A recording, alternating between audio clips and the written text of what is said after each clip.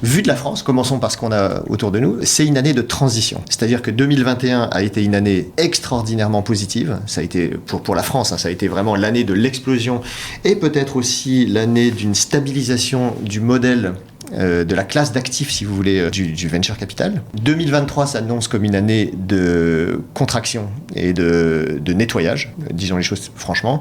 Et entre les deux, on a eu une année de transition, de la gloire absolue à une année de disette, qui sera probablement 2023. Donc entre les deux, on a une année de transition.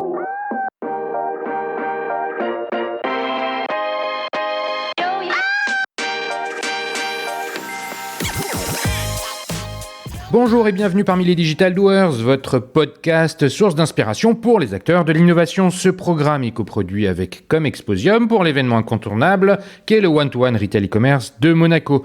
Je suis Cyril Duplessis, acteur du changement dans le digital depuis plus de 20 ans. Je donne ici la parole aux personnalités de notre écosystème en France, qu'ils soient prestataires, annonceurs, marques, retailers ou pure players. Ils sont des acteurs engagés dans leur business et l'innovation fait partie de leur quotidien.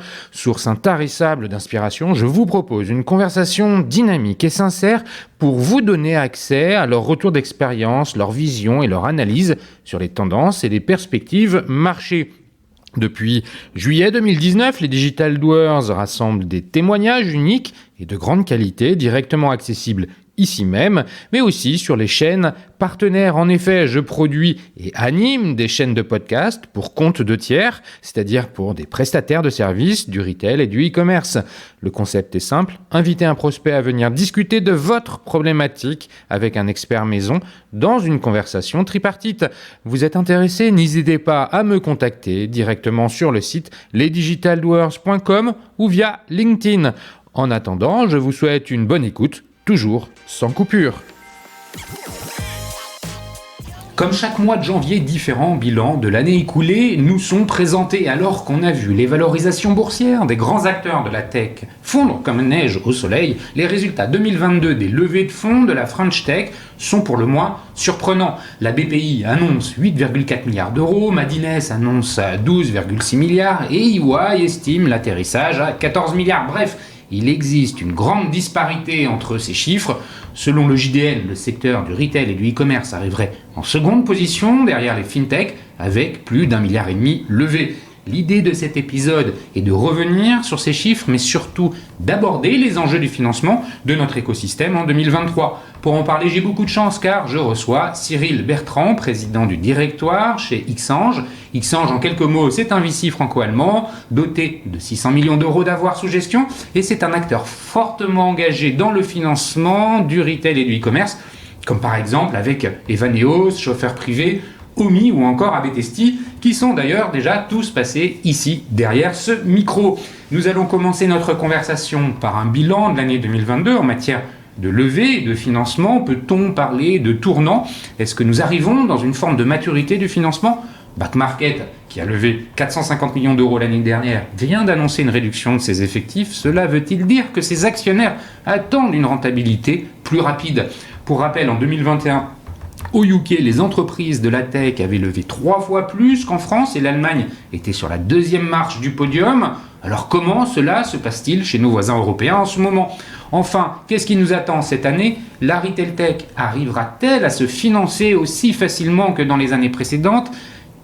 Qu'est-ce que les fonds attendent? En 2022, on a aussi vu des montants faramineux investis dans des entreprises sans aucune rentabilité. Là, je pense plus particulièrement au Quick Commerce et à Gorillaz avec son milliard d'euros levé. Les VC vont-ils continuer cette stratégie? Quels seront les secteurs d'avenir? Serait-ce le Web3 et le Metaverse? Bref, vous l'aurez compris, beaucoup de questions et de thèmes pour une conversation qui s'annonce, à n'en pas douter, passionnante. Mais avant de commencer, Cyril, peux-tu te présenter en quelques mots? Enchanté Cyril, c'est un Cyril qui salue un Cyril. Ouais. Donc Cyril Bertrand, président du directoire d'Xange. Effectivement, Xange, c'est un fonds qui gère 600 millions et qui est à peu près 3/4 français, 1/4 allemand. D'accord. Donc on pourra parler de l'Allemagne puisque pour nous c'est une deuxième géographie d'activité. Pour ce qui me concerne, ça fait pratiquement 20 ans que je fais ce métier. J'ai commencé en 2002 aux US, donc j'ai appris ce métier en Silicon Valley, là où il a été... T'as fait des études dans la finance Pas du tout. Non. À l'origine, je suis ingénieur. Donc j'ai commencé dans la crypto pour les militaires. J'étais passionné par la technologie, je le suis toujours aujourd'hui.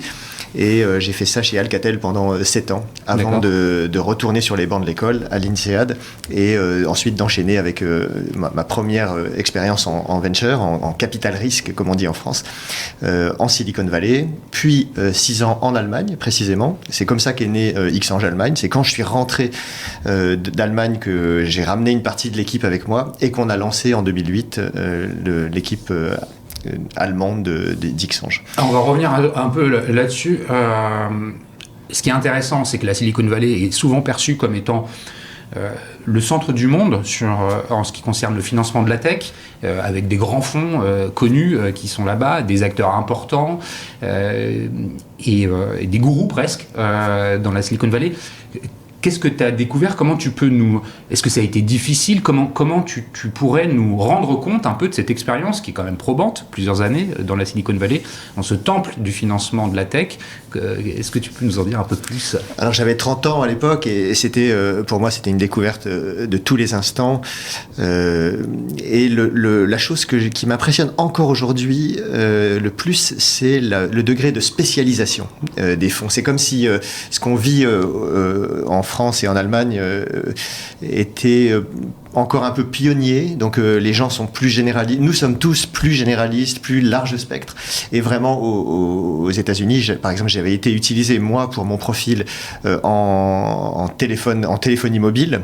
À l'époque, l'Europe était considérée comme en avance sur les États-Unis, et donc j'ai été spécialisé immédiatement sur ce petit secteur-là, et chacun était vraiment expert d'une catégorie. Aujourd'hui encore, on voit cette tendance aux US pour se différencier. Il est impératif d'être focalisé sur une petite surface et je pense que ça va finir par arriver aussi en Europe. Donc les fonds sont spécialisés ou à l'intérieur des fonds il y a des spécialisations? Comment ça fonctionne?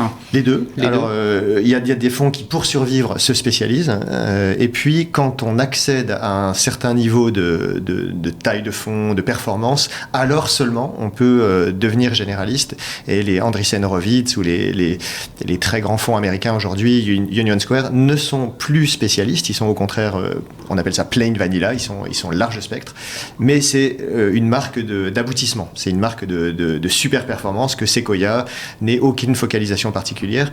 Ça veut dire qu'ils atteignent le top 5, le top 10 des fonds américains. Sinon, les autres vont avoir des spécialisations ultra précises.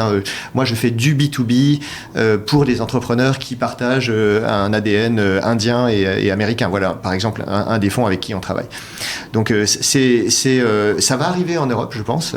Et il va falloir s'adapter à cette situation. Ou bien j'ai une taille critique et une performance établie, et alors je peux être un fonds généraliste, ou alors je commence par me spécialiser sur quelque chose de très précis, la fintech, la deep tech, on en reparlera. Les dossiers là-bas, ils sont traités de la même façon qu'ici.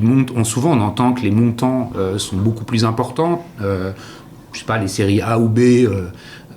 là-bas, c'est peut-être les séries C ou D ici, voire plus. Comment c'est appréhendé ces sujets de dossiers? Alors ça a beaucoup changé ces dernières années parce que les fonds américains sont venus travailler en Europe. À partir de 2019-2020, il y a beaucoup de fonds américains qui viennent s'installer à Londres et à Berlin, particulièrement dans ces deux villes-là, et qui donc apportent avec eux leur taille de ticket, puisque la taille de ticket est dictée par la taille du fonds. C'est logique, on a une vingtaine d'investissements par fonds. Donc si vous travaillez avec un fonds de 4 milliards, eh bien, la taille de votre ticket sera grosso modo 10 fois plus grande que si vous travaillez avec un fonds de 400 millions. Donc du coup, l'inflation de la taille de ticket s'est acheminée vers l'Europe ces dernières années et est repartie en 2022, quand les Américains ont commencé à repartir sur leur territoire national, puisque les Américains ont peuplé pendant très longtemps le paysage allemand. Et grosso modo, à cette époque-là, pour répondre à ta question, la taille de ticket allemande et européenne n'était plus très loin de la taille de ticket américaine à série égale. Donc une série A européenne était peut-être 30% plus faible qu'une américaine, mais guère plus. Alors qu'effectivement, il y a 10 ans, c'était un facteur 10. Ouais, c'est ça. Aujourd'hui, il y a... t'observes une maturité qui se rapproche en Europe de celle des États-Unis, que ce soit à la fois par les acteurs qui lèvent que par les fonds, les financiers. Alors on n'y est encore quand même pas, quand j'étais en Silicon Valley, j'étais donc un jeune VC en Silicon Valley en 2002. Mon patron de l'époque m'avait dit, tu sais, Cyril, sur Terre, il n'y a que 2 endroits, peut-être 3, où on fait du venture. Il y a San Francisco, il y a New York, et peut-être Londres, et tout le reste, c'est des pionniers. Et je l'avais pris très mal, cette remarque de ce patron américain tellement arrogant qui négligeait à ce point l'Europe. Mais en fait, je dois reconnaître que rétrospectivement, il avait raison. Et ça nous a pris 20 ans, à nous les Européens, pour asseoir notre modèle et commencer à délivrer une performance à nos propres LP qui soit équivalente de celle que les Américains ont délivrée à leurs propres investisseurs. Après la Silicon Valley, tu arrives en Allemagne. Avant que tu nous racontes ce passage de la Silicon Valley à l'Allemagne, qu'est-ce que tu retiens de ce que tu as appris de ces années dans la Silicon Valley?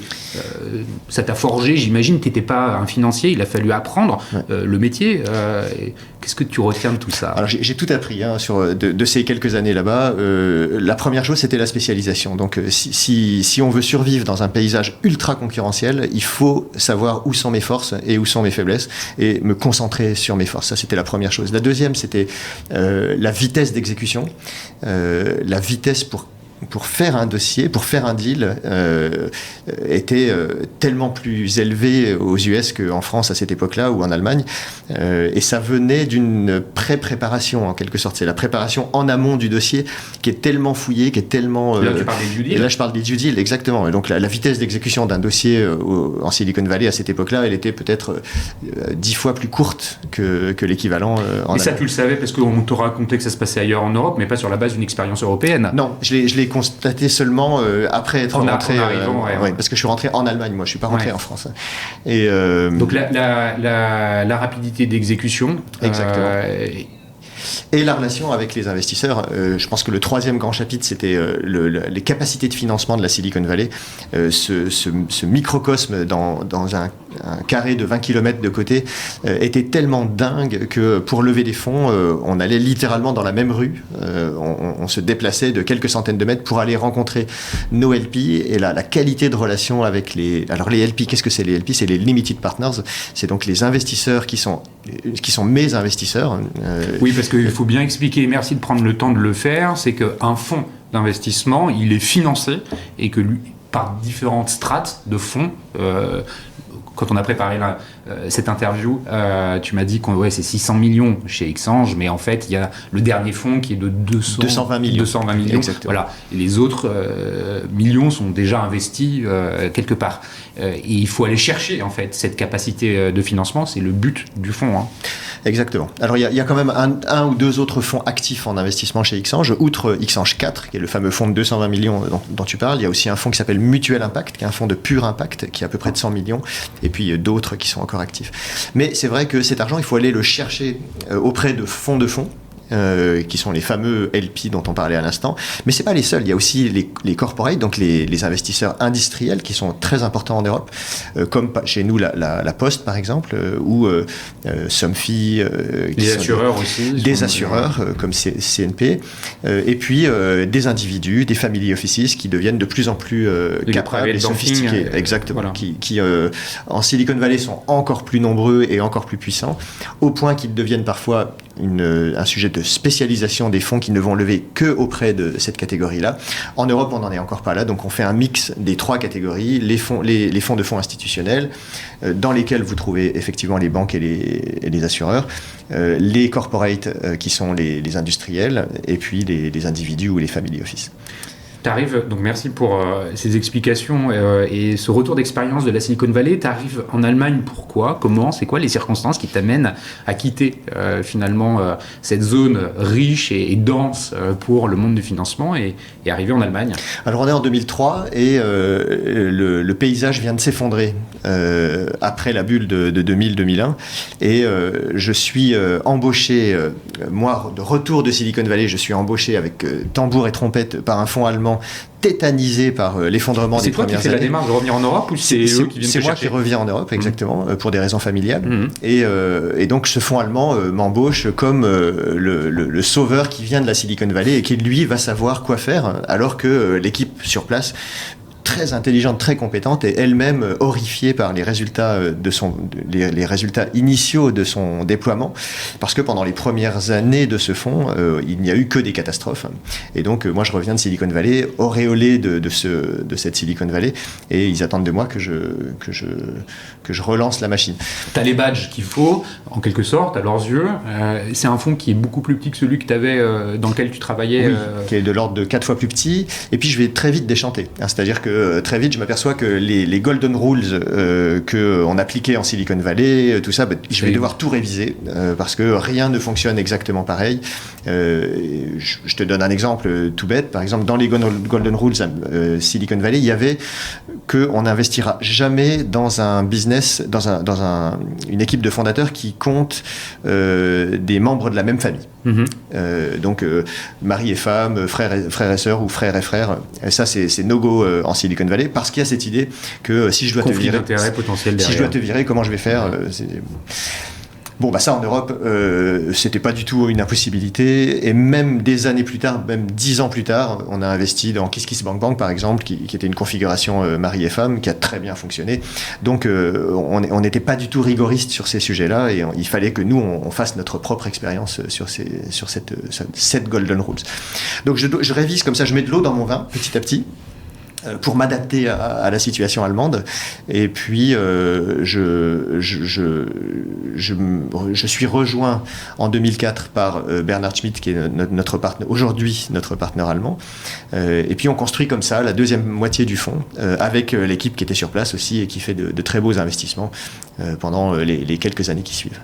Ce fonds, il s'appelle Deutsche Venture Capital, donc DVCG en allemand. C'était un fonds de 200 millions qui était pour l'Europe à cette époque-là un très beau fonds de Deutsche Bank. Donc ça, c'est une situation typique de ces années-là. Il y avait quand même beaucoup de fonds corporate, puisque dès qu'un fonds appartient à un seul investisseur, c'est le cas d'ici, on appelle ça un fonds corporate, un CVC, Corporate Venture Capital Fund. Et en l'occurrence, on va le déployer pendant les années qui suivent. Là, tu y restes quoi, 3-4 ans? J'y reste jusqu'en 2006. Ouais, c'est ça, 3 ans à peu près. Un peu plus quand même, oui, c'est ça, 4 ans. Ouais. Là, tu vois le paysage allemand ou européen changer. Toi, tu dois tout remettre en question. Mais est-ce que tu observes dans l'écosystème des changements à ce moment-là? Alors, pas tellement. Hein. Ces années-là, c'est un peu comme le Moyen-Âge. C'est des années qui durent. C'est des années qui durent longtemps et il ne se passe pas grand-chose et on met du temps à se remettre de la bulle. C'est peut-être une des choses importantes qu'il faut que je dise à ce micro, c'est le venture, c'est le temps long. Mais vraiment très très long. Donc quand on vient de l'industrie ou quand on vient de la finance, on met un certain moment à accepter que dans ce métier, un investissement va durer 7 ans en moyenne. Un investissement que je fais aujourd'hui, je n'aurai pas de sortie avant 7 ans en moyenne, ce qui veut dire que l'écart type, c'est plutôt 5 à 10 ans. Les 20 investissements qu'on va faire dans un fonds vont durer entre 10 et 12 ans en moyenne. Et donc, j'aurai des résultats sonnants et trébuchants de mon travail. Je saurai si j'ai fait un bon travail dans 12 ans, à peu près. C'est un temps qui est infiniment long et qui oui, c'est important de le préciser. Oui, c'est vraiment très, très, très long. Ça n'a vraiment rien à voir avec la rapidité d'entrée-sortie sur la bourse, par exemple. On fait un métier qui n'a strictement rien à voir. Tu pars de ce fonds de la Deutsche Bank, c'est ça? Exactement. Pour monter Xange? Comment ça se passe? Non, je suis embauché par le fondateur d'Xange, Hervé Schrick, qui cherchait à se déployer en Allemagne. Et donc j'arrive pas seul, j'arrive avec une partie de l'équipe allemande et on commence à partir de 2007 à déployer donc une stratégie franco-allemande. Alors franco-allemande, pourquoi? Parce que tu es français? Parce que tu rentres en France? Parce que c'est quoi la raison? Alors à l'époque, c'est une idée toute simple qui est qu'on va lever des fonds là où c'est relativement plus facile en France et on va l'investir là où c'est relativement plus facile en Allemagne. Parce Pourquoi que c'est plus facile en France? Parce qu'à cette époque-là, c'est difficile à... Là, on est en 2006. On est en 2007, ouais. C'est difficile à concevoir vu d'aujourd'hui, mais à cette époque-là, l'Allemagne est totalement délabrée parce qu'il n'y a eu aucune protection après l'éclatement de la bulle, contrairement à la France où la BPI a joué son rôle, le gouvernement français, les FCPI ont joué leur rôle. En Allemagne, il y avait une trentaine de fonds avant la bulle, il en reste 3 exactement. Et donc, il y a un paysage totalement vierge pour déployer du capital et investir dans les startups allemandes, alors qu'en France, c'est pas facile, mais c'est faisable de lever des fonds. Et par contre, il y a une plus grande intensité de concurrence sur le sol français. À cette époque-là, on a des fonds qui sont aujourd'hui en grande partie disparus, mais qui sont très actifs. Mais il y en a quand même quelques-uns qui restent aujourd'hui, Sofinova ou Innovacom à l'époque. Donc l'idée, c'est de prendre le meilleur des deux pays, c'est-à-dire le financement en France, l'investissement pour réinvestir sur le marché allemand dans les boîtes allemandes. Et on fait des très bons investissements à cette époque-là. On investit dans Mr. Spex, qui est une marque de pneus en ligne qui marche extrêmement bien, qui s'introduit en bourse. Donc la sortie royale par excellence dans mon métier, c'est l'introduction boursière. Et on réussit à en faire une assez vite en Allemagne. Le fonds évolue. Vous vivez aussi 2008. Ça doit être une période un peu bizarre et un peu après, non? Au passage, je t'ai dit une bêtise, c'est Delticom qu'on investit en bourse et Mr. Spex qui était une marque de lunettes. 2008, ça a une incidence ou pas pour vous? Alors 2008 a une petite incidence sur notre métier, mais comme on est des investisseurs très early stage, ça se voit pas tout de suite.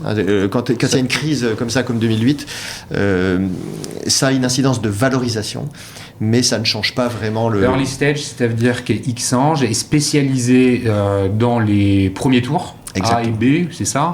On s'intitule nous-mêmes un peu pompeusement les first believers parce que souvent on est le premier chèque institutionnel dans une après startup.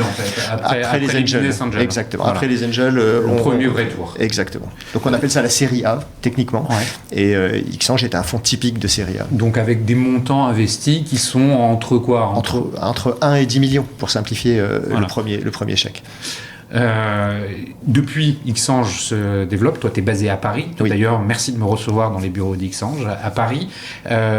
Aujourd'hui, est-ce que tu peux me pitcher rapidement Xange plus que ce que j'ai fait rapidement dans l'introduction avec ces deux lignes? Tu me disais que globalement, c'est franco-allemand avec 2 tiers, 1 tiers, c'est ça? Plutôt 3 quarts, 1 quart, mais effectivement, l'ambition est d'aller vers encore plus d'Allemagne dans le mix, puisque les 2 grandes géographies, à part la Grande-Bretagne qui est très différente, les 2 grandes géographies européennes aujourd'hui, c'est la France et l'Allemagne qui sont à peu près de même poids. Et au passage, la somme des 2 est plus petite que la Grande-Bretagne seule, pour vous donner un ordre, pour planter le décor de ce qu'on va se dire après. Justement. C'est difficile à concevoir tout ça. Donc du coup, pour nous, c'est naturel de travailler à la fois en France et en Allemagne, puisque c'est 2 géographies qui ont un magnifique potentiel de déploiement qui n'est pas du tout exploité, pas totalement exploité à cette date. On a levé depuis un fonds 2 en 2012, un fonds 3 en 2017 et un fonds 4 en 2021. Donc, comme tu vois, ça se succède à des intervalles de 3, 4, 5 ans. Et le fonds qui porte la plupart des licornes d'Xange aujourd'hui est le fameux fonds 2 de 2012. C'est là qu'on trouve Lydia dans les paiements mobiles, Ledger dans les crypto-monnaies, Odoo dans le e-commerce, on n'en a pas encore parlé, mais c'est une des plus belles sorties d'Xange en Belgique. Believe Digital, qui est aussi une solution de e-commerce finalement dans la musique, qu'on a introduite en bourse. Donc les licornes les plus fameuses du portefeuille Xange, elles sont dans le fonds 2 de 2012, et c'est bien naturel puisque c'est le fonds le plus ancien, actif aujourd'hui. 2017, le fonds 3, dans lequel on trouve des sociétés qui sont moins connues aujourd'hui, 360 Learning, Scalo, WeHelp, Welcome to the Jungle, qui sont déjà des belles boîtes de plusieurs centaines de millions. Et puis le fonds 4 qui vient juste de naître, donc 21-22, qui est un fonds de 220 millions. Tu parlais de spécialisation, j'évoquais votre engagement fort dans le retail tech. Est-ce que ou le e-commerce, voilà, dans la distribution, vous avez d'autres spécialisations? Comment... Oui. Alors, le retail tech, c'était vraiment pour nous les grandes années d'investissement early stage, puisque une fois de plus, il faut s'imaginer qu'Xange intervient dans les premières années et les boîtes dans lesquelles on investit mettront probablement 5 ou 10 ans avant d'être connues du grand public. Lydia, pendant 5 ans, était une marque totalement inconnue et ça a pris probablement 5 ans, 7 ans avant que ça devienne... Mais un mot commun. Fais-moi un Lydia, c'est ça. Exactement.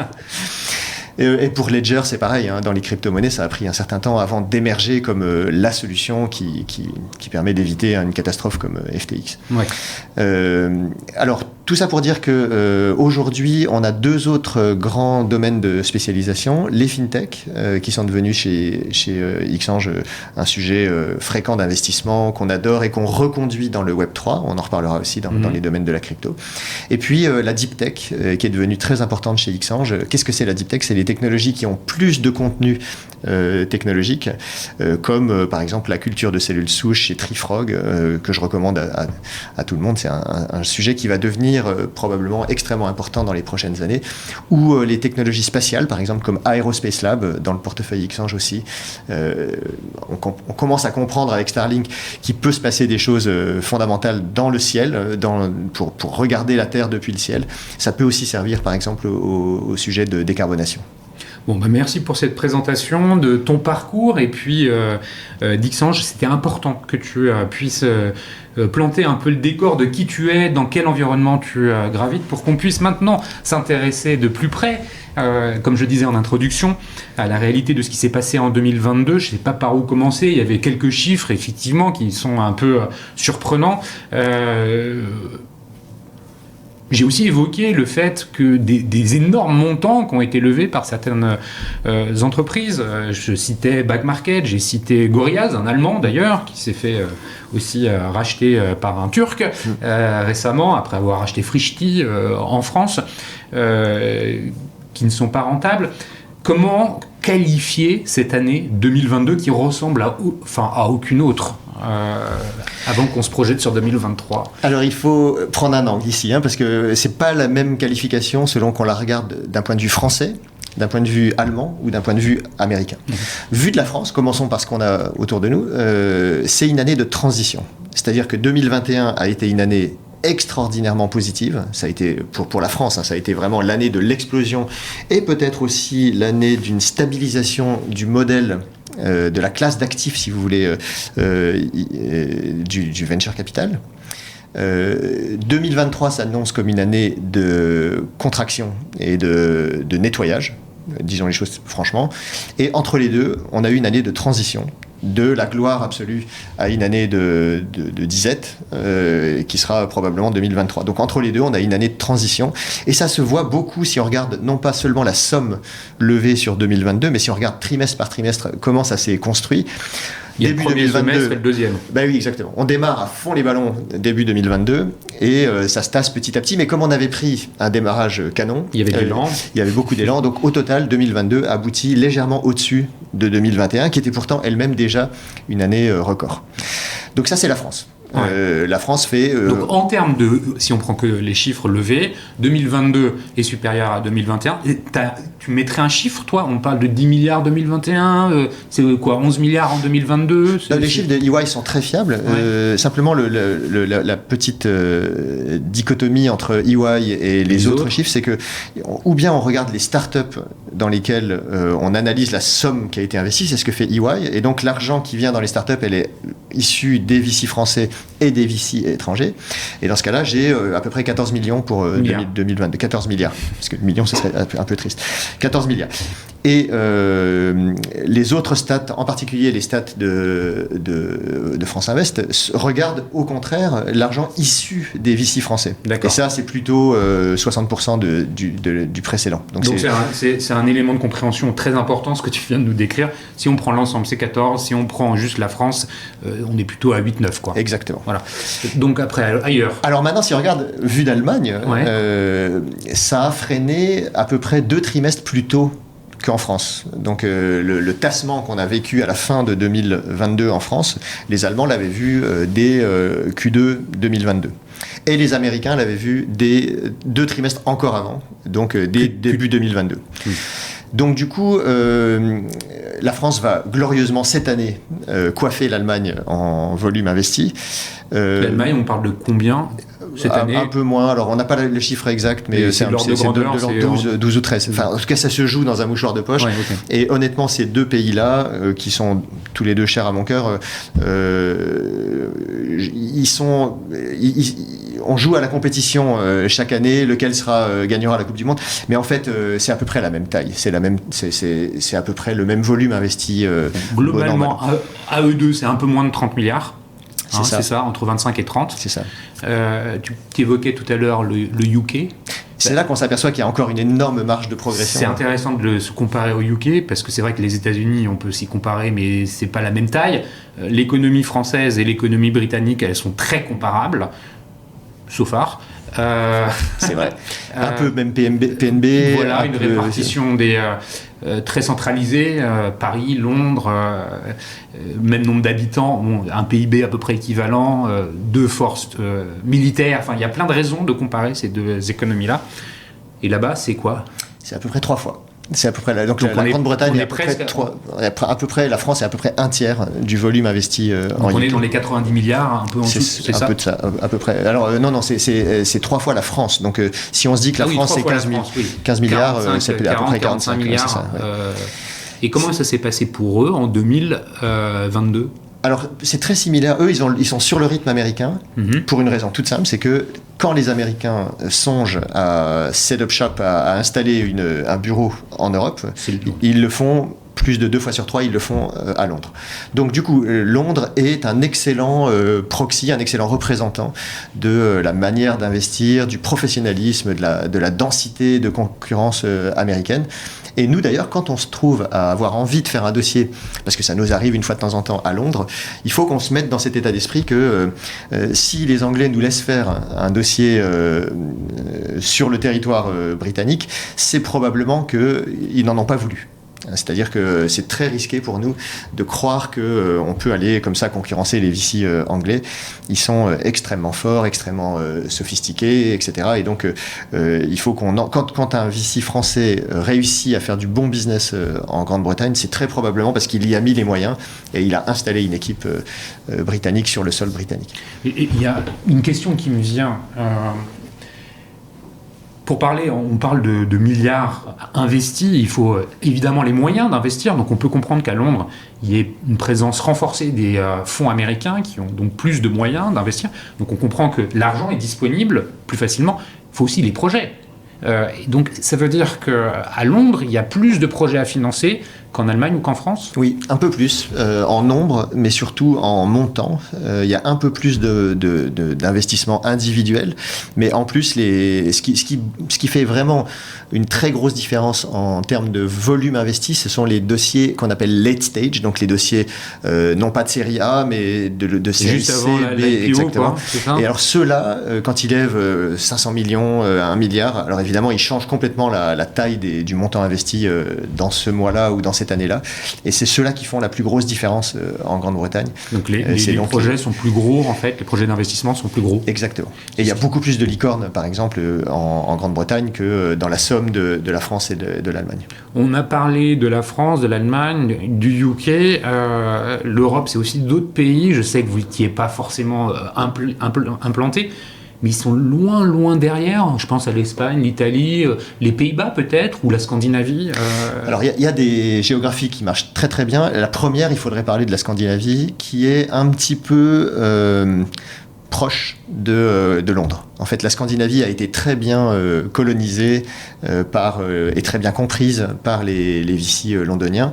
Et puis assez vite, ils se sont structurés eux-mêmes. Il y a quelques très grands noms suédois, norvégiens, danois, finlandais, dans cette région-là, qui font un super job dans leur région. Donc la Scandinavie est une sorte de sur un volume investi qui ressemble à l'Allemagne ou à la France. Ok, quand tu prends l'ensemble de la région. Exactement. Et ils ont fabriqué un nombre disproportionné de licornes, ce qui veut dire qu'ils sont ultra compétents dans leur domaine.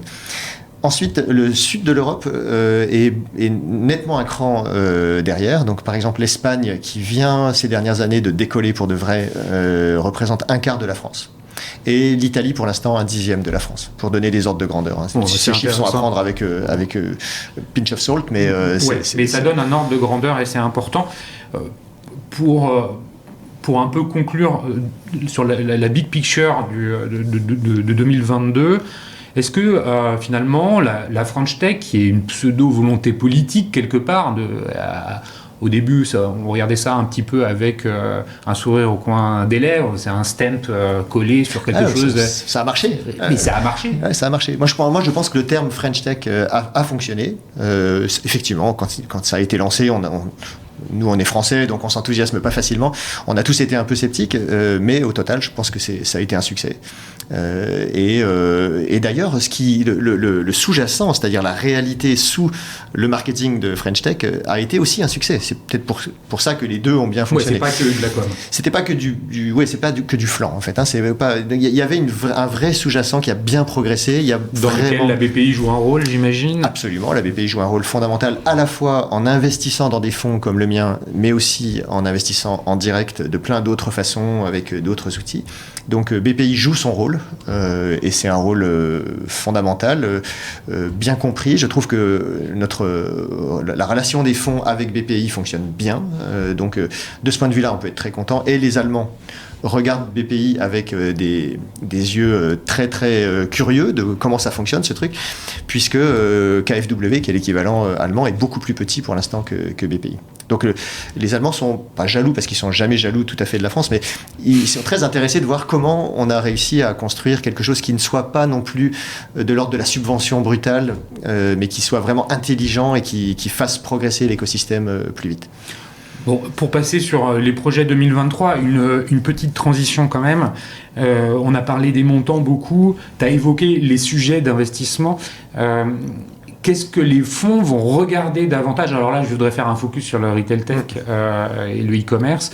Est-ce que ce sont des solutions SaaS ? Est-ce que c'est la distribution ? Est-ce que les sujets, comme je le disais tout à l'heure, d'investissement dans des boîtes complètement à la ramasse en termes de rentabilité, c'est fini ?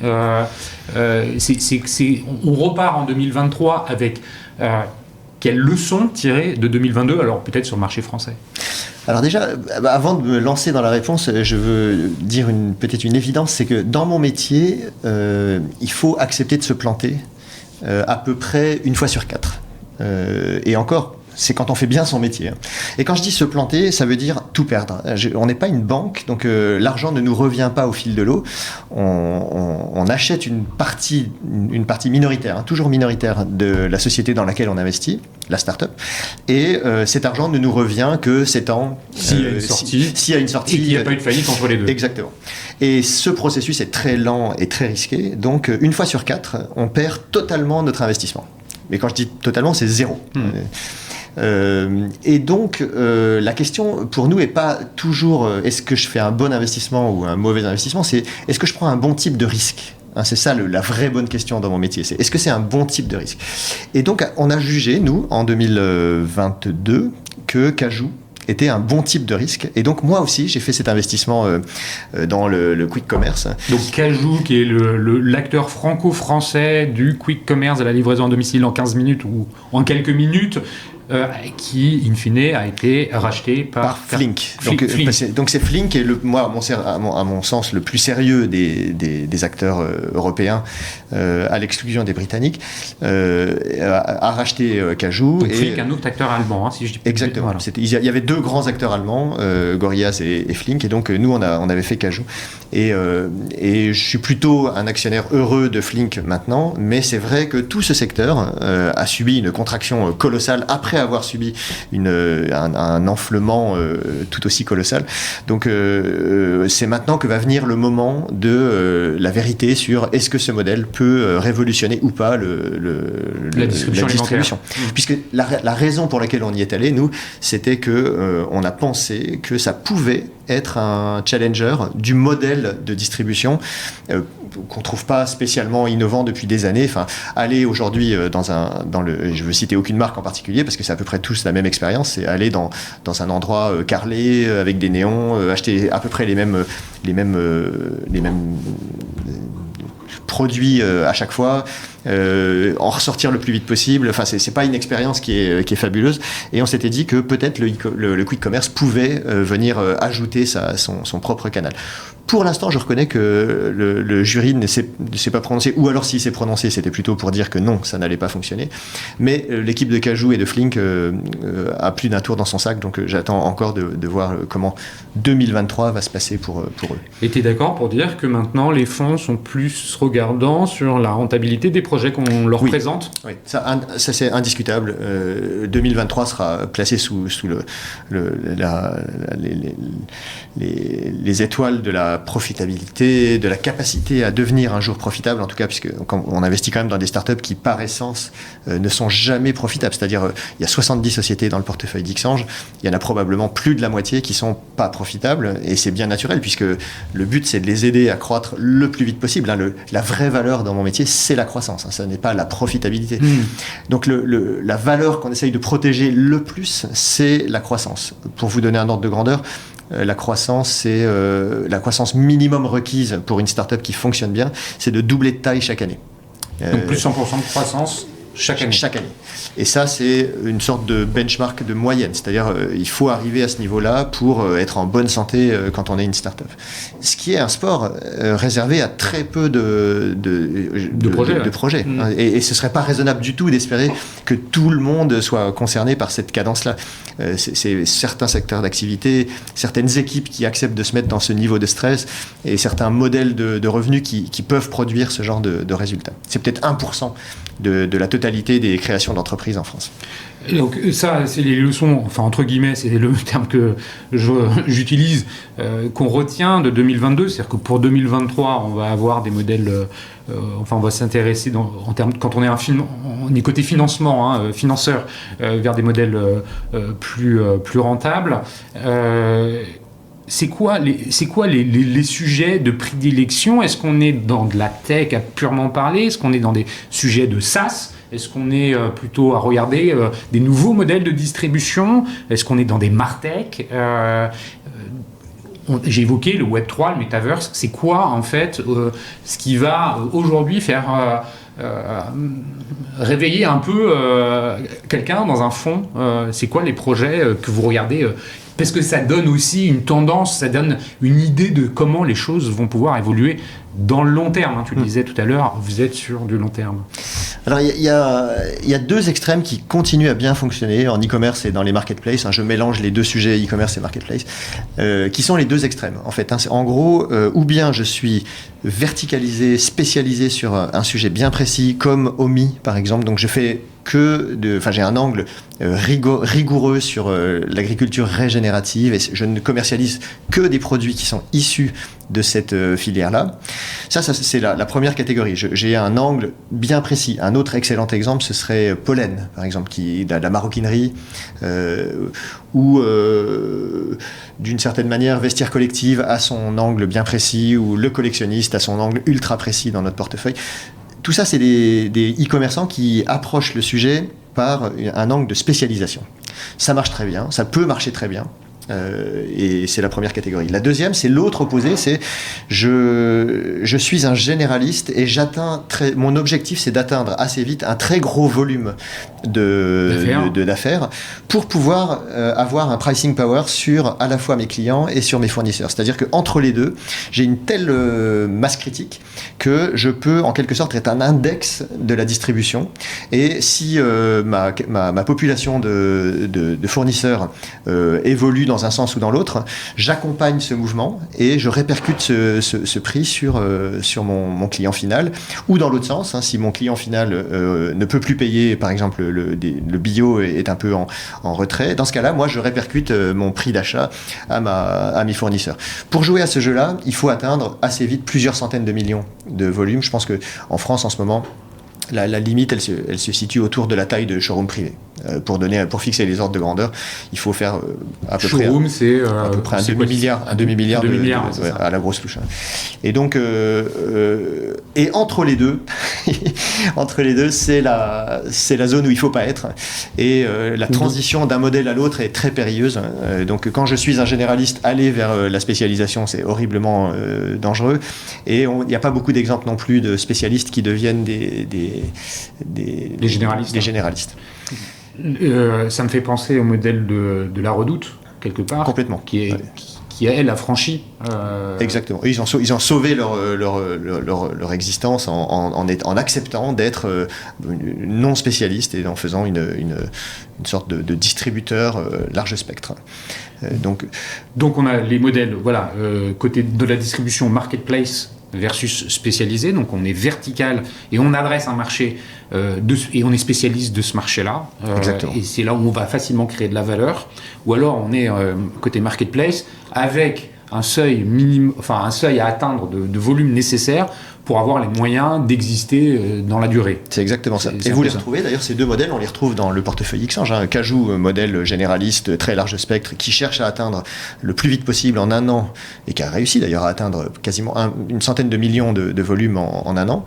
Et OMI, spécialisé, verticalisé, La Ruche qui dit oui à l'époque, dont on est sorti à cette date, et tous les exemples précédents, donc verticalisé. Bergamote, DNVB, toutes les DNVB d'ailleurs sont dans Bergamote. Exactement. Non, mais il faut le préciser, parce que peut-être qu'il y en a encore qui ne connaissent pas Bergamote. Exactement. Juste un petit point, le volume d'affaires, c'est pas le chiffre d'affaires de la société, c'est l'ensemble des transactions. Sur une marketplace, c'est un tiers qui vient mettre en relation l'offre et la demande, donc les fournisseurs avec les acheteurs, et qui prend une commission. La commission, c'est le chiffre d'affaires, alors que le volume d'affaires, c'est l'ensemble des transactions qui sont réalisées sur la marketplace. Ça va toujours mieux en le disant. Ça, c'est le modèle marketplace. Exactement. Voilà, exactement. Alors, du coup, les VC, ils vont continuer à faire les deux. Il va y avoir des sujets verticaux qui nous intéressent passionnément, en particulier tout ce qui touche au climat va nous intéresser. Donc là, par exemple, les e-commerçants vont s'intéresser au sujet du crédit carbone d'une manière ou d'une autre. Et donc, il va y avoir plein d'outils qui vont se développer autour de ça. Et on a commencé chez Xange à regarder comment on pourrait constituer des e-commerçants qui sont plus responsables, qui sont plus proches de la neutralité carbone. Je vais tirer la bobine là sur cet aspect impact RSE de façon générale. Aujourd'hui, dans quelle mesure ou comment ce sujet-là apparaît dans les dossiers qui vous sont présentés, et quel est le regard que vous portez ou l'importance que vous accordez à ça? J'imagine, en posant la question, que ça va crescendo, mais est-ce que tu peux nous en dire un peu plus? Alors, c'est en train de se mettre en place. Donc là, on est vraiment dans l'espèce de foisonnement des jeunes années d'un secteur, et pour l'instant, c'est un peu balbutiant. Donc, ne me prenez pas au mot sur ces sujets-là. Moi, je vois au moins trois grandes catégories. Le premier, c'est mesurer. Il faut d'abord mesurer quelle est mon empreinte carbone. Il faut que je commence quelque part. C'est vrai au niveau individuel, c'est vrai au niveau des business. Et ça, pour nous, on a choisi notre champion, c'est Greenly qui aide à faire un audit carbone rapide et relativement précis. Et qui me permet d'automatiser ensuite le tracking, le suivi de mon empreinte carbone. C'est une sorte de comptabilité. Il y a une comptabilité en euros, il y a une comptabilité en carbone, et j'ai besoin des deux outils. Première catégorie. Deuxième catégorie, il y a les produits que je fabrique. Et là, c'est un autre domaine, c'est les produits que j'importe ou les produits que je fabrique, ou un mélange des deux, quelle est leur empreinte carbone à eux. Et ça, c'est encore une autre catégorie qui va s'établir aussi probablement. Il y a déjà en France un acteur qui a l'air de bien fonctionner et qui n'est pas financé par Xange. Et puis, dernière catégorie. Mais moi, quand je pense à Fago, par exemple. Oui, ça pourrait en être un. Et je pensais aussi à Marc Laurent qui a créé son propre... qui est un ancien VC, un ancien collègue qui a créé sa propre plateforme sur ce sujet. Et puis, dernière catégorie, il va falloir compenser, puisque ça ne va pas nous suffire de constater l'ampleur des dégâts, on va avoir envie d'en faire quelque chose. Et là, il va falloir qu'on établisse ce qui va être l'économie, l'euro de cette nouvelle économie, ce sera le crédit carbone. Et il va falloir d'abord établir le fondement de cette économie, qui sera le crédit carbone, avant de pouvoir construire toutes les couches qui sont au-dessus. C'est-à-dire qu'il va y avoir une sorte de currency, qui sera ces fameux crédits carbone. Il y en aura de grandes qualités qui coûteront très cher, il y en aura des faibles qualités qui coûteront ou qui ne vaudront pas grand-chose. C'est déjà le cas aujourd'hui d'ailleurs.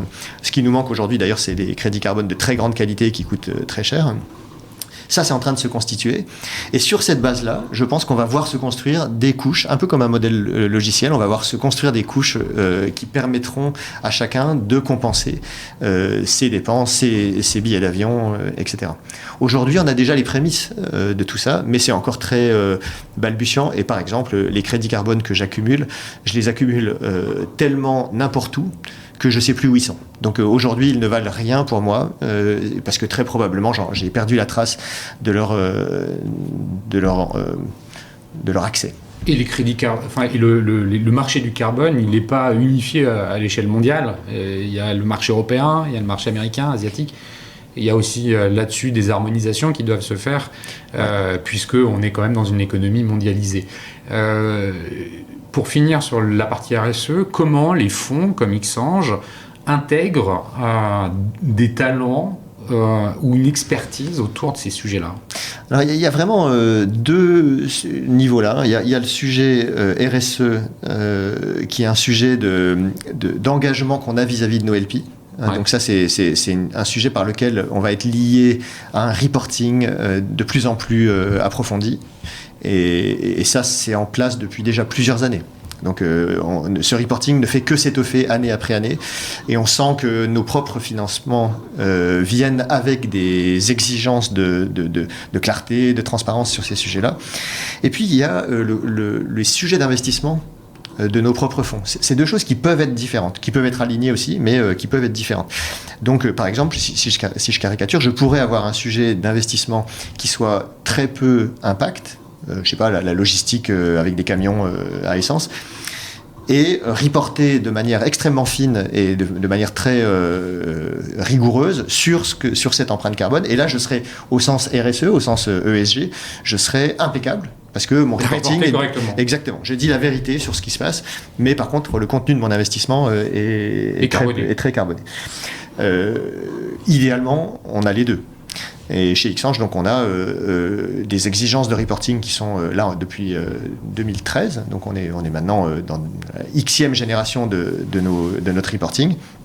Et on a 6 ou 7 bicorps dans nos propres portefeuilles qui sont donc des sociétés qui sont particulièrement à l'avant-garde de l'impact par le contenu.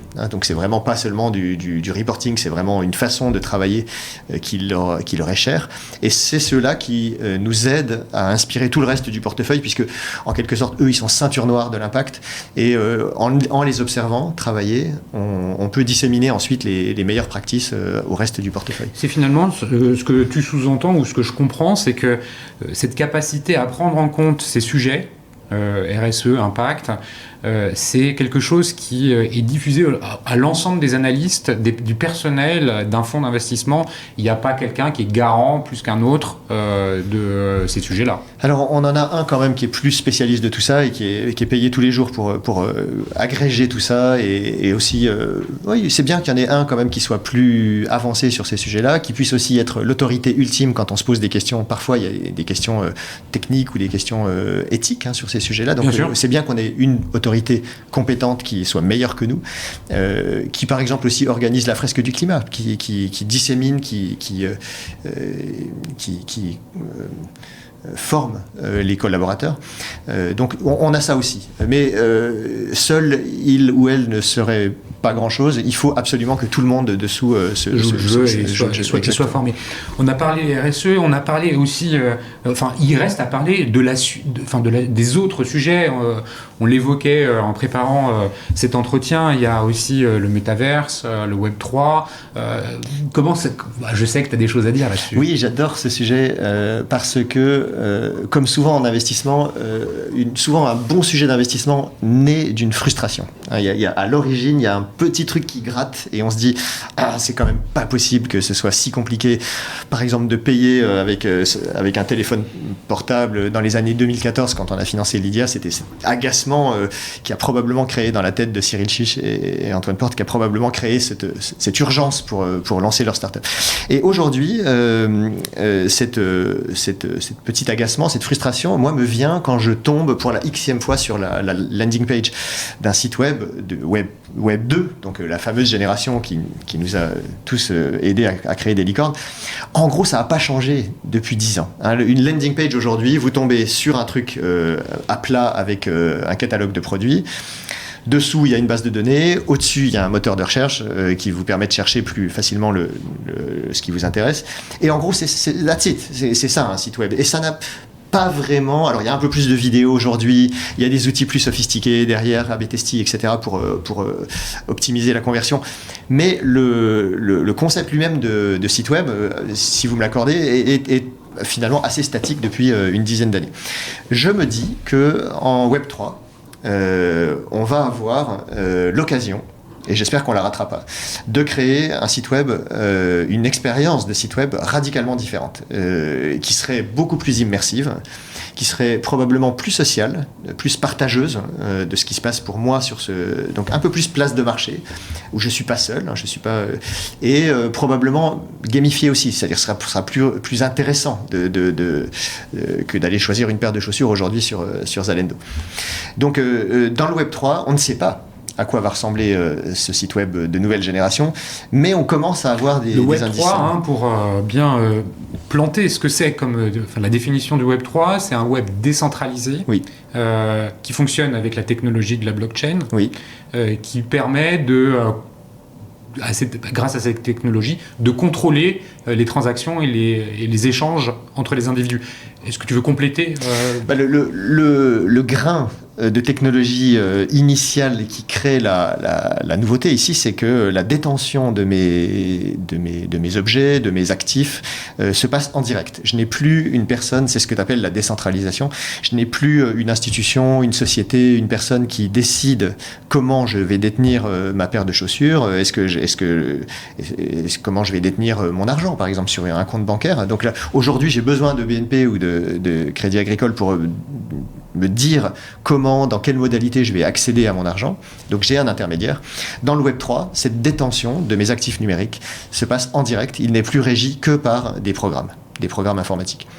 Donc c'est ça qui déclenche tout d'un coup, par exemple, une des conséquences, c'est que l'argent que je détiens dans le Web 3, je le détiens en direct. Il n'y a plus d'institutions financières et donc je détiens avec tous les bénéfices et tous les inconvénients, je détiens mon argent en direct. Et là, il faut un portefeuille pour pouvoir le détenir. Et là, il vaut mieux avoir un très bon portefeuille bien sécurisé comme Ledger pour le faire. Petite page de publicité. Donc du coup, ce petit grain de détention directe de mes actifs, je laisse à l'imagination de ceux qui nous écoutent et surtout au jugement, parce qu'on a tous des partis pris sur le Web 3. Il y a les aficionados, il y a les critiques. Tous ne l'ont pas du tout. Vrai. Il y en a qui n'ont pas du tout d'avis parce que c'est compliqué d'appréhender quelque chose qui est encore virtuel avec un mindset qui n'a rien à voir avec le côté à plat, pour reprendre l'image du Web 2, un site, et on navigue dessus. Là, il y a une dimension, la 3D en quelque sorte. C'est heureux que ça s'appelle Web 3, puisque c'est un peu ça, quelque part. Oui, il y a une sorte de coïncidence dans le fait que ce soit 3 et 3D. Et il y a aussi un mélange avec ce que c'est que le Metaverse. Oui. Où beaucoup de gens ont l'idée d'avoir un masque casque pour naviguer dans un environnement virtuel où on tourne la tête et on voit des avatars de personnes qu'on a rencontrées et où on peut aussi potentiellement acheter des objets. Je suis intéressé de t'entendre sur justement ces dimensions-là. Alors, le métavers est pas du tout en place aujourd'hui, donc on a bien du mal de l'imaginer. Et je suis presque sûr que quand il sera là, personne ne l'aura anticipé sous cette forme-là. Enfin, c'est vraiment la nature du métier que je fais, c'est qu'on est perpétuellement surpris et c'est très bien comme ça. Du coup, si je devais plutôt imaginer les ingrédients technologiques, oui, effectivement, il y a la visualisation qui va changer et on voit arriver des lunettes Apple peut-être qui serait un sacré pas en avant si Apple se lance dans le sujet. On voit aussi d'ailleurs arriver des choses dans les voitures. Je trouve que la voiture pourrait être un vecteur totalement inattendu, parce que c'est pas exactement là qu'on avait le plus d'innovation, mais j'ai l'impression que ça va être un vecteur d'innovation et d'entertainment par exemple, totalement innovant. Et puis il va y avoir aussi l'intelligence artificielle qui va jouer un rôle fondamental, puisque désormais les photos, les vidéos, les sons peuvent être générés tout aussi bien par une puissance de calcul que par une vraie photo, et donc ça ouvre un champ de possibles, par exemple pour visiter un objet ou pour le représenter, même en restant en 2D. Si tout d'un coup je peux tourner tous mes objets sous toutes leurs facettes, parce qu'en fait j'ai plus besoin de le filmer pour de vrai, il suffit que j'ai sa représentation numérique pour le tordre, le regarder, le déformer, etc. Je vais avoir une relation avec l'objet qui sera très différente. Oui, on peut même imaginer, si je comprends bien ce que tu dis, demander à l'intelligence artificielle qui réagit en direct de mettre cet objet-là dans un environnement qui t'est particulier. Exactement. Par exemple, un transat, imaginé dans un jardin ou sur un balcon. C'est exactement ça. C'est ça un peu. Et de préférence dans un environnement qui est celui qui m'est familier. Et donc, bien sûr. Et c'est intéressant que tu parles de l'IA. Je ne sais pas si tout le monde en est bien conscient à quel point ça va quand même, et ça change déjà beaucoup de choses dans la vie. L'IA est très présente. Le sujet dont tout le monde parle en ce moment, c'est ChatGPT. Oui. Pour ceux qui n'ont pas encore fait l'expérience, faites-le parce que c'est bluffant.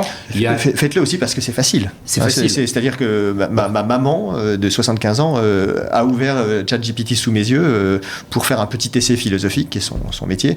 Et si elle a pu le faire, c'est vraiment que maintenant 99% de la population peut le faire. C'est ça. Et puis sur les images aussi, il y a de la même façon cette possibilité de créer. Il y a d'ailleurs un artiste américain qui a exposé une œuvre entièrement conçue avec de l'IA. Et qui a gagné un prix pour ça. Et qui a gagné un prix, voilà, aux États-Unis. Alors, ça a défrayé la chronique. Est-ce que finalement une intelligence artificielle peut être artiste et revendiquer des œuvres? En fait, une intelligence artificielle, ça s'utilise avec un cerveau humain. Exactement. C'est pas quelque chose qui nous dépasse et dont on ne maîtriserait plus rien. C'est parce qu'on sait correctement l'utiliser. Et ChatGPT est un très bon exemple, facilement appréhendable. Si tu poses pas des questions un peu réfléchies, si tu nourris pas ta question, tu vas pas avoir grand-chose. Garbage in, garbage out, c'est exactement ça. Donc si on pose une question intéressante à ChatGPT, on obtient une réponse structurée, bien rédigée, intelligente, qui en quelque sorte a digéré les 20 ans précédents, donc a digéré le passé. Et qui restitue ce qui se fait de mieux dans le passé pour répondre à la question que je lui ai posée. C'est ça la limite de ChatGPT, c'est qu'il a en quelque sorte appris et compris l'ensemble des 20 dernières années, mais il n'a pas vocation à anticiper ou à... Non, il ne va pas dans le futur. Il ne va pas dans le futur. Non. Et ben, tout ça permet par exemple de créer aujourd'hui des photos et même des vidéos maintenant qui sont entièrement synthétiques sur la base d'une inspiration, sur la base d'une photo réelle. Les deepfakes. Exactement, mais ça permet aussi pour un objet, ça permet par exemple de visualiser un objet sous tous ses angles, même par le dessous, puisque j'ai la représentation de l'objet numérique, le rendu, les ombres, les lumières est parfaitement géré. Donc du coup, je vois l'objet comme si c'était une photo réelle, mais je peux le regarder sous tous les angles. Ce que je comprends dans ce que tu dis, c'est que finalement, on va arriver par petites touches et que probablement le métaverse, celle que Facebook essaye de nous le vendre, enfin Meta essaye de nous le vendre, sera probablement pas celle par laquelle on va commencer nos expériences. Probablement que ça arrivera par petites touches sur de l'aplat, sur du Web 2, avec des encarts de quelque chose d'un peu nouveau, et puis d'autres modèles qui vont arriver, qui restent à inventer, dont on ne sait pas. Et donc du coup, toi, dans le fond, c'est des projets qui vous sont de plus en plus soumis, que vous regardez, que vous cherchez. Oui, alors c'est des sujets qu'on peut accompagner de deux façons, ou par le vrai sujet de e-commerce, c'est-à-dire moi je vends quelque chose, je suis Evaneos, je vends des voyages, je suis chauffeur privé, je vends des déplacements. Mais on aime aussi beaucoup, nous, dans nos métiers, soutenir les outils de ces chercheurs d'or, en quelque sorte. Donc nous, on vend les pelles et les pioches. Et ça, c'est Odoo en Belgique, qui fait un ERP, donc un logiciel métier extraordinaire. C'est Virtuosa, qui fait, par exemple, un logiciel pour aider les sociétés de construction à mieux faire leur métier, donc qui aide les artisans à être moins en retard, moins dans la galère, etc. Donc ça, c'est des outils qu'on adore constituer et qui soutiennent le e-commerce ou les marketplaces. Écoute, merci pour cet échange, Cyril. Si, pour conclure, on devait souhaiter quelque chose pour 2023 à Xange et plus globalement au monde du VC en France, qu'est-ce qu'il faudrait souhaiter? Alors pour Xange, on lève un fonds Web3, donc on est dans la levée d'un fonds Web3, donc on ose aller un peu contre la vague, puisque le Web3 a subi des soubresauts ces derniers trimestres, et nous on continue à penser qu'il y a un avenir fulgurant pour le Web3 à long terme. Donc, donc si je nous souhaite quelque chose, c'est de clore cette levée de fonds, ce petit fonds avec lequel on pourra commencer à faire des sujets spécifiques. À peu près 50 millions de levées.